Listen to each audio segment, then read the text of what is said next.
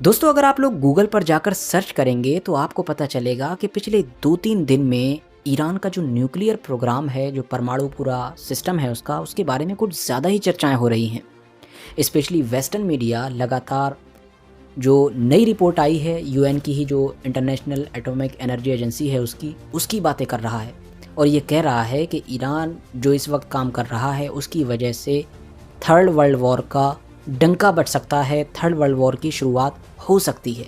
वैसे अगस्त के बिल्कुल लास्ट में आने वाली इस रिपोर्ट में इंटरनेशनल एटॉमिक एनर्जी एजेंसी की तरफ से ये बताया गया है कि वेस्टर्न देशों की तरफ से, स्पेशली अमेरिका की तरफ से लगातार धमकियों के बावजूद, वार्निंग के बावजूद ईरान परसेंटेज बढ़ाता जा रहा है और इस नंबर पर पहुंच चुका है कि बहुत जल्द ही उसके पास ऑलरेडी इतना एनरिच यूरेनियम होगा कि जिससे वो न्यूक्लियर वेपन्स, मतलब कि परमाणु हथियार, या और आसान भाषा में कहूँ तो परमाणु बॉम्ब बना सके।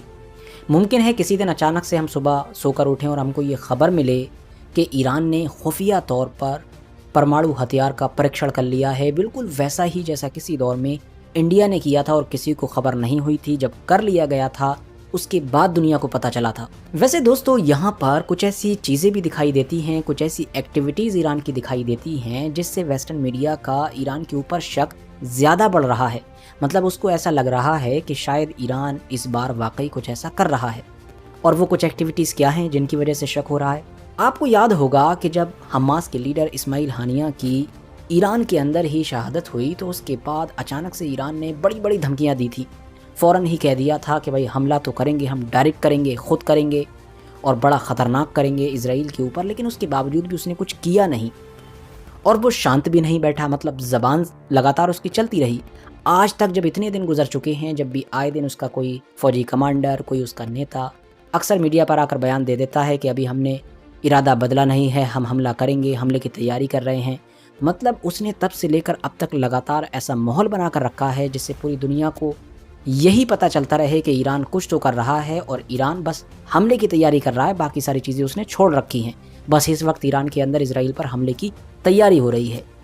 उसके बाद अभी कुछ दिन पहले ही अचानक से एक रिपोर्ट आई थी, या एक खबर आई थी, जिसमें ये बताया जा रहा था कि ईरान ने अमेरिका से ये रिक्वेस्ट की है कि हम लोगों के बीच जो न्यूक्लियर से रिलेटेड पहले एक डील हुई थी, जिसके तहत इन सारे देशों के प्रेशर पर ईरान ने ये मान लिया था कि वो न्यूक्लियर हथियार बनाने का सपना अपना ख़त्म कर देगा, न्यूक्लियर हथियार नहीं बनाएगा। बदले में इन लोगों ने भी कुछ चीज़ें उसको ऑफ़र की थी, स्पेशली उसके ऊपर जो सैंक्शंस वगैरह थे वो हटवा दिए गए थे। हालांकि ये डील हो तो गई थी, कुछ साल चली भी थी, लेकिन इजराइल को बिल्कुल भी रास नहीं आ रही थी। इसीलिए जब इजराइल को ज़्यादा सपोर्ट करने वाले राष्ट्रपति अमेरिका में, मतलब डोनाल्ड ट्रंप की एंट्री हुई, तब इस डील को ख़त्म कर दिया गया था और तब से ही एक बार फिर से ईरान ने अपने न्यूक्लियर प्रोग्राम पर खुफिया तौर पर काम करने शुरू कर दिया था, जैसा कि रिपोर्ट्स बताती आ रही हैं। तो अब एक बार फिर से अभी कुछ दिन पहले ही ये रिपोर्ट आई थी, ये खबरें आना शुरू हुई थी कि ईरान की तरफ से अमेरिका से कहा जा रहा है कि वो एक बार फिर से हम डील कर लेते हैं। लेकिन अमेरिका की तरफ से इस रिक्वेस्ट को, इस मांग को इग्नोर कर दिया गया, या कह सकते हैं रिजेक्ट कर दिया गया। अब इंटरेस्टिंग बात यह है कि जब ऑलरेडी फ़िलिस्तीन इजराइल की लड़ाई चल रही है, ईरान के अंदर ही हमास के जो लीडर थे इस्माइल हानिया, उनकी डेथ हो गई थी, उनका कत्ल कर दिया गया था। ईरान और इजराइल के बीच भी मामला गर्म चल रहा है। अमेरिका ने अपनी पूरी नेवी, पूरी फ़ौज ईरान के बिल्कुल बराबर में लाकर खड़ी कर दी है। तो ऐसे गर्म माहौल में ईरान को अचानक से क्या पड़ी कि वो कह रहा है कि चलो पुरानी वाली डील कर लेते हैं। ये तो बिल्कुल लॉजिक ही नहीं बनता है। ना तो ईरान की तरफ से लॉजिक बनता है कि ईरान ऐसी हरकत करेगा, ऐसी डिमांड करेगा, और ना ही इस बात का लॉजिक बनता है कि अगर ईरान ऐसा करेगा तो अमेरिका मान भी लेगा। ये तो खुद ईरान को भी पता होगा। तो इसीलिए अब अचानक से जब ईरान की तरफ से इस तरह की अजीबोगरीब रिक्वेस्ट की गई अमेरिका से, तो इससे भी कुछ मीडिया को, कुछ एक्सपर्ट्स को शक हो रहा है कि शायद ईरान ने ऐसा इसीलिए किया हो ताकि बाकी दुनिया को लगे कि ये क्या न्यूक्लियर हथियार बनाएगा, कि ये क्या न्यूक्लियर हथियार बनाने के करीब होगा। ये तो अमेरिका से रिक्वेस्ट कर रहा है कि भाई एक बार फिर से हम डील कर लेते हैं। तो फिलहाल ये तो आने वाला वक्त ही बताएगा कि ईरान के अंदर आखिर चल क्या रहा है और ईरान की प्लानिंग क्या है। लेकिन एक बात मैं आपको और बता दूं कि अगर ईरान ने कभी न्यूक्लियर हथियार बना लिए और इस बात का ऐलान कर दिया कि आज से हम भी न्यूक्लियर पावर हैं, तो उस इलाके में एक और भी ऐसा देश है जो ज़रूर न्यूक्लियर हथियार बनाएगा। वो कई बार कह चुका है कि अगर ईरान ने न्यूक्लियर हथियार बनाए तो हम भी बनाएंगे, और वो देश है सऊदी अरबिया। सऊदी अरबिया के ऑफिशियल्स कई बार कह चुके हैं कि अगर ईरान ने कभी भी न्यूक्लियर हथियार बना लिए तो हम अपना सारा पैसा, सारे रियाल खर्च करेंगे, सब कुछ लौटा देंगे, लेकिन न्यूक्लियर हथियार बनाएंगे, परमाणु बम बनाएंगे।